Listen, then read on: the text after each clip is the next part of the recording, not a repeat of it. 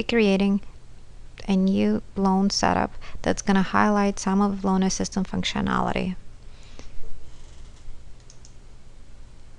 In order to create a new loan, we need to select New Loan, and we will be presented with the new loan setup screen. We can see that Loanassistant supports several types of loan. They could either be self-amortized or balloon loans, or balloon with the interest only. An appropriate type has to be selected. Every loan needs to be associated with the borrower. Therefore, a borrower either needs to be selected from the existing borrowers or could be created as a new client. In order to create a new one, Add Borrower button needs to be selected. QuickBooks export is allowed, as well as the Outlook contacts also can be imported from the Outlook files, or we can type in the customer name and the customer contact information and save the changes.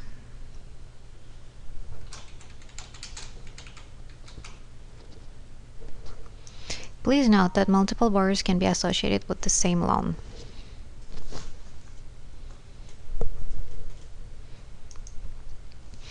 In this screen, you can actually see that the borrower John Smith has been associated with this loan. If you were to have more customers, we could have added more borrowers to the list. The next very important screen is the penalties processing screen. In this screen, we can actually define the processing of the late and other penalties to the loan. They could either be separate charge or add to principal. We also have a late penalty fee. There are three types of late penalty fees. It could be either fixed interest, fixed amount, or greater of fixed amount or the interest, and that could also be defined on the screen. There's also a choice to add a prepayment penalty. There are two types of prepayment penalty. It's either daily or a fixed percentage, fixed based on the prepaid amount. There's also a choice to add an insufficient fund penalty. Insufficient fund penalty could also be waived. The setting tab is very important. The actual loan setup is defined on the screen. The loan effective date needs to be set. Loan frequency. Out of the four choices, we need to select one. Loanassistant currently supports weekly, monthly, quarterly, and annually interest frequencies. You can see Loanassistant calculates the first payment. However, we also have a choice to define the maturity by the number of the payments, or we can define the maturity manually if we select the maturity button. We need to define a loan interest, which is a percent. Loanassistant also handles variable rate. Then there's a choice how to compute the interest. Is the interest going to be computed as of the due date or the payment date? Please select the appropriate choice. The next step is to select the rate basis. Loanassistant supports 4 different rate bases that you can see on the screen. There is also a choice of short interest collection. If we need to do that, a select button needs to be selected, and we have two choices: either the first payment on the loan day. Loan amount. This is the actual loan amount that needs to be defined. As you can see, Loanassistant calculates the payment amount based on the attributes that were entered on the screen.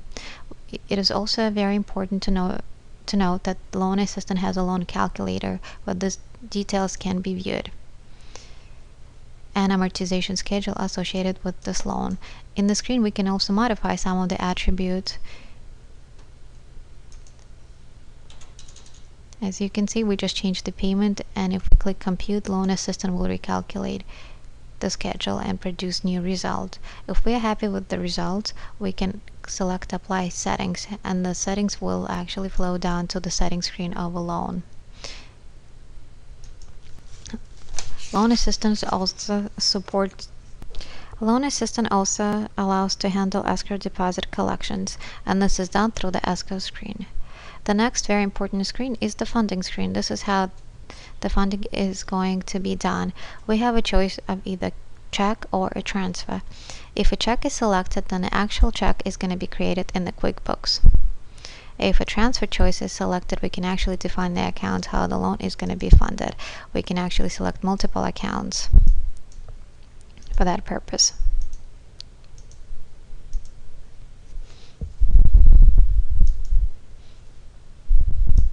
There's also a way to charge points and origination fees, and we can define that amount as well. A bank account needs to be selected if the check option is selected. We can see in the QuickBooks how the check is being generated.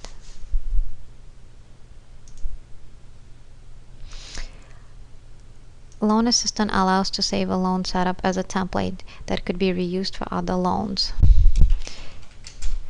This allows for the efficient and error-proof setup of new loans that are going to be added to the Loanassistant. In order to save this new setting, we need to click Save, and the loan is going to be saved and the proper GL account will be hid in the QuickBooks.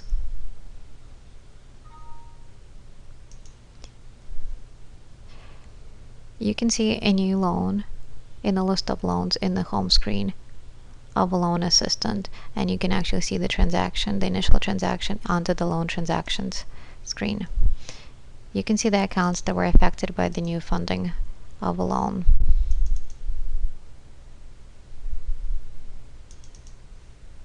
And the check that was generated to fund the borrower.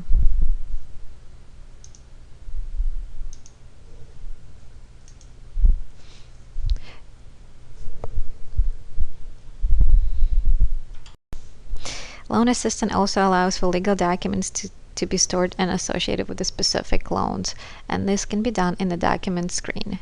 Loanassistant also supports collateral module, which allows for the collateral items to be added to the list and also for the LTV valuation.